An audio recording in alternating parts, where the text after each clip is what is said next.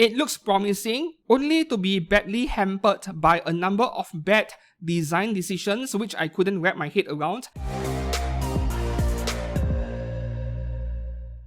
Hi and welcome back to the channel. I'm Steven with a scale figure review today. Now this figure over here, this won't be a very sexy review in a way that this is not something that is highly anticipated given that she came out almost exactly 2 years ago. But this figure really caught my attention for one very simple reason, even though I am not particularly in love with the character design on this one. Like, she doesn't feel that special in a way, though big fans of Azur Lane may want to take the opportunity to grab this figure while she is still heavily discounted. So this figure, can I mention her name on YouTube safely given that censorship on this platform is pretty heavy? I guess I can because my previous figure haul video, there were no issues. So I don't have to call her a Nigerian prince.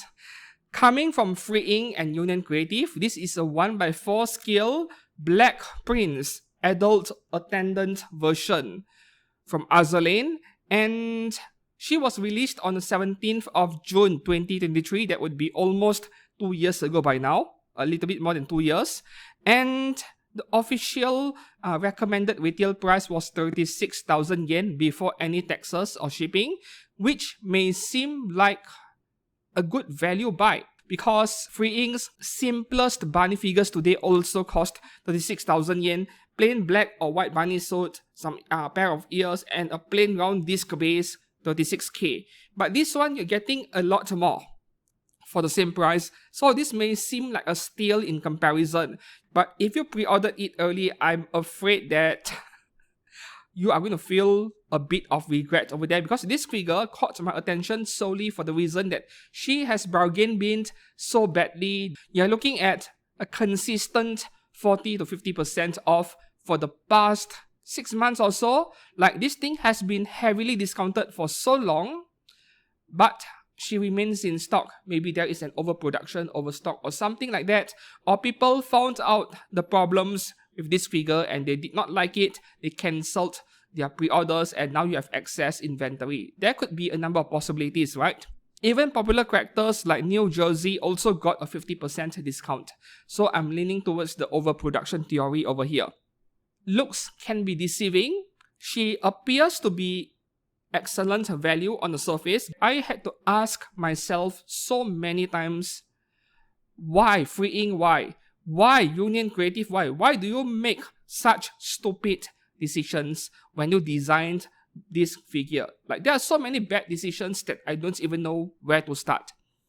It feels like they did it solely for cost-cutting reasons. So firstly, the height of this figure, including the base and the bunny ears, is 42 centimeters. If you subtract the bunny ears 35 cm, which may not seem like much for a 1x4, but look at the pose over here. Her legs are bent. It is not standing straight, and she is like slouching forward a bit. So I think 35 is, this still feels like a legitimate 1x4 scale. And moving on to the unboxing section, this is a quick one. The box is massive. It is huge.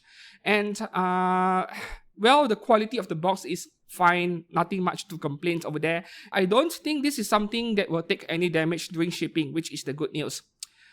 As for the assembly process, straight out of the box, well, this figure gave me a little bit of heart attack, but I suppose that I was a bit unfair to Freeing back then because that was totally my own fault when it comes to assembling and displaying this figure, where in my figure haul video more than a month ago by now, maybe 2 months even, you saw this figure falling over. Like, she appeared to be extremely unstable, but that was mostly my own fault for not paying attention to the instruction sheet. There was an additional shoe in the box where I thought it was a decorative item. You just display it anywhere you feel like. But apparently that shoe is very important for displaying this figure. You are supposed to slide it underneath her left foot over here so that the figure remains stable and she won't topple over easily. Just that one shoe is so important. And I overlooked that, which is why my figure fell over. And ever since I displayed this figure correctly, she never fell over again, not even once since then in the past 1.5 months or so. So that was mostly my own mistake. But this is where my main complaint about a badly designed figure comes in. She's completely unsecured, like you just balance the figure on this pair of stools over here and prevent her falling over by making sure her shoe is in the right place. That is about it. And yeah, her wrist over here, her right wrist is also adjustable. Like you can rotate it in any direction, and that is supposed to help with stabilizing a figure. So basically, if you accidentally bumped into your display shelf or you had a mini earthquake, this thing is guaranteed to fall over. They could have created holes in the base over here, and then you plug the chairs fully in for security, and then maybe, you know, between the figure and the chair, make use of magnets or figure something out. I mean, like, I think magnets are the best solution over here. There is magnetic paint. In case you're unaware of, there is such a thing as magnetic paint where you use it on the chair over here because they are very thin plastic. And then in the figure's backside, you insert a bit of magnets, and then the figure just, you know, securely sticks on the chair, and the chair being plugged into the base, this figure would be so much better. But instead, they gave us a plain black disc, literally plain, nothing on it, not a single hole. And then you're supposed to secure the figure by using stickers. Apparently, there is a packet of stickers in the box. Where is it? I think it is in here. Let me have a look. Yep. So, oddly enough, there is this sachet of round stickers to indirectly secure this figure to the base, stickers that cost 5 cents or so, which is preposterous to say the least. This is one of the dumbest figure designs I've seen in a long time. Not too far off New Jersey, like Free Ink's New Jersey, right? The one before Skill had 4 round disc bases to support her hair, her long hair. But I think this is even worse because at least that figure is secured to the base and you have the option not to use the additional bases. This thing is using stickers to secure a figure. Try to brain that for a second. It is so dumb. Yeah. And there is another packet of sticker over here. As you can see, this is another dumb design, or rather cost-cutting measure from Free Ink and Union Creative. You see this card in her left hand over there. It was a plain white piece of plastic. And the design on the surface of this card, you need to apply this sticker as if it is a high-grade gunpla that cost $10-15. Why can't them just apply decal directly on that part and then protect the surface with clear coating so that when I insert that part into her fingers, it won't be scratched off? Why stickers? The kind of stickers I see in, I don't know, stationery stores for children. This makes no sense whatsoever. In the end, despite my own mistake in not securing the figure with that shoe over there, I still think that this is one of the dumbest designs ever for any anime figure. I won't be doing any stability test on this figure. I won't try to shake it like I normally do with every figure. This thing is like a 1 out of 10 in stability. Don't ever try to shake it whatsoever. It will fall over. Now moving on to the sculpting of this figure. This is where you can see the reason why this figure is quite affordable for 1x4 scale. I mean the bargain bin price, not the official price of 36,000 yen. So I was looking forward to review this figure because I haven't reviewed a Free Ink scale figure on this channel like forever. I used to buy their figures in the past, but that was before I even started this channel many years ago. But the good news on this figure, on the sculpting department, is that this thing is pretty much perfect. You compare her to the official product pictures by Free Ink, she looks identical. But at the same time, the better 1x4 scale figures by Free Ink, they cost 50,000 yen or higher than that. You know, some of the FGO 1x4 scale figures, like Koyanskaya, right? The one with a sniper rifle, that thing is over 50k. So 36k is like the entry point for Free Ink 1x4 scales, and I think with this figure can see obviously why. Because despite the relatively unique bunny outfit over here, this figure is pretty low on the detail department. You look at her hair, you look at her outfit, it is like plain matte surface, not much shading. There is some shading on the hair. We'll get to the shading and the paintwork later. But you look at the outfit, the folds and so on, the sculpting, it is quite bland. It is not very detailed. It feels like a 1:7 scale figure being, upsized to 1:4 scale without adding any detail. So the sculpting department, while it is very accurate and there are no problems with the face is easily a 9.5 out of 10 even, but the overall sculpt down to the body and then the rest of the figure, I can give it maybe a 5.5 or a 6 out of 10 maximum. Yeah, so very average, 5.5 out of 10 I say. And speaking of a more unique bunny outfit, this figure, she actually has more detail than you think, but you couldn't see it because of her pose, and that is around the abdomen area, the stomach area over here. It was when I was filming this review, I realized that this figure actually had a bit more detail than I expected, because there are some design elements on the abdomen, the stomach area over here, but we could not appreciate it at all because of her pose. She is leaning forward, so that area is always dark, always in the shadows, right? And that is quite a shame. Not to mention, if there is one more complaint I have about this figure, is that the pose does not make much sense. I am far from the most flexible person in the world. I don't do yoga, I don't do gymnastics, but please let me know if you manage to replicate her pose over here, where her right leg is folded in a way where she is sitting on her own leg.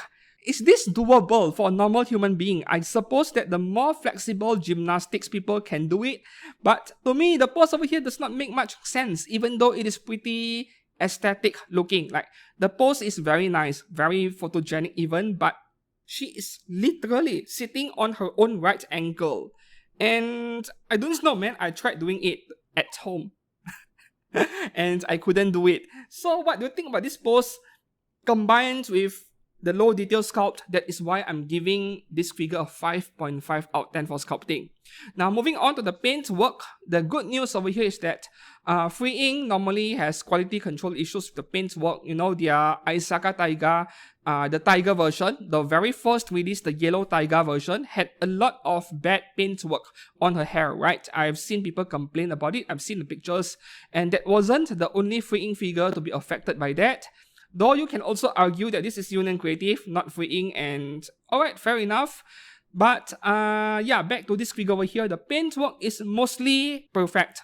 Not a single scratch, not a single paint transfer, no paint bleeding, no ugly gaps or seam lines, no excess glue leaking out from the side of the head, things like that. None of that over here, except for one very tiny paint scratch on the hair strand over here. Yeah, you can see the paint coming off and revealing white color plastic underneath or white color PVC underneath. That was the one single flaw I can spot on this copy of mine. And I would say this is the kind of thing that happens to select copies of the same figure. It is not something you see in every copy. Is it a QC issue? Yes, but it is a very minor one. Just that on a hair that is as pink as this one, you'll see a white color spot over there. It is very obvious.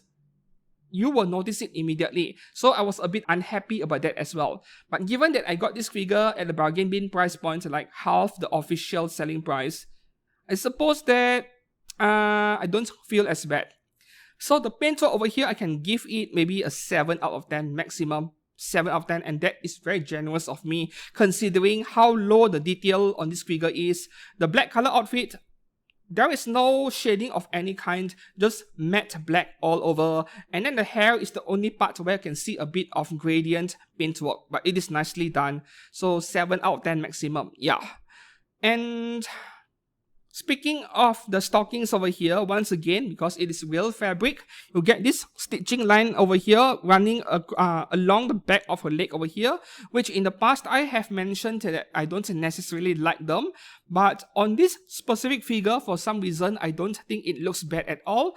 It is adding a little bit of extra design element to the figure's backside and her legs, so I don't think it looks bad. In fact, the stitch line over here is one of the nicest I've seen on any 1:4 scale figure. So at least, yeah, this figure is still decent looking on the surface. So with the base, yep, plain black disc that is super glossy, more like semi-gloss, not very gloss, but semi-gloss, very smooth surface. And what is ridiculous over here is that they gave us a pair of very slippery stools over here that are very lightweight. They gave us a base that is very smooth and very slippery as well. And then the figure is very top heavy. So that is a recipe for disaster as far as stability is concerned. Not to mention, these stools are guaranteed to inflict some scratches on the base because, friction. And it has happened on mine over here, a little bit of it, but well, I suppose that you can always make your own custom base if you wish. So my take on this figure is that it looks promising. The pose is very nice, even though a bit unnatural to me.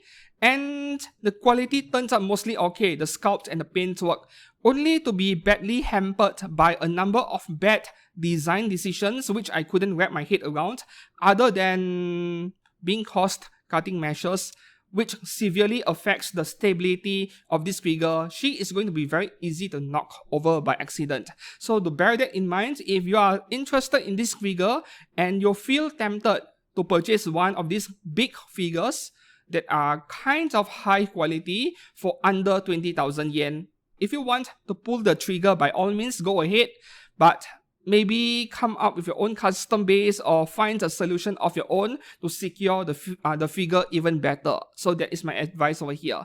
So until then, I hope that you found this review helpful and informative. If it is, please to give this video a like and subscribe to this channel for more anime figure content. And until then, thanks for watching. I'll see you soon. Goodbye.